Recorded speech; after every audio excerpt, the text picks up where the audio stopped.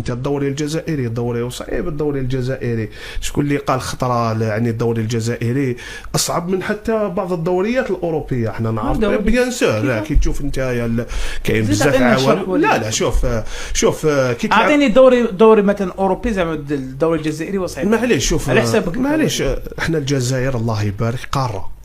الجزائر ما تهضريش على السؤال وليد ايه معليش يعني جايك. حنا الجزائر بلاد قاره فيها اكثر من 2 مليون كيلومتر مربع.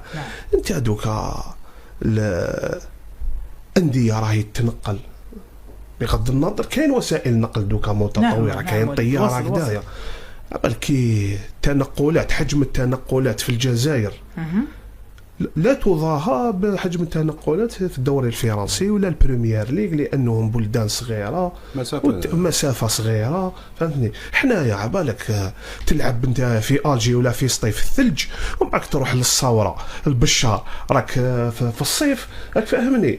نظن انه كاين العديد من الامور اللي تخلي الدوري الجزائري فيه تنافسيه. راك فاهمني تنافسيه مع الدوريات الاوروبيه على حسابك انت. مانيش نقول لك شوف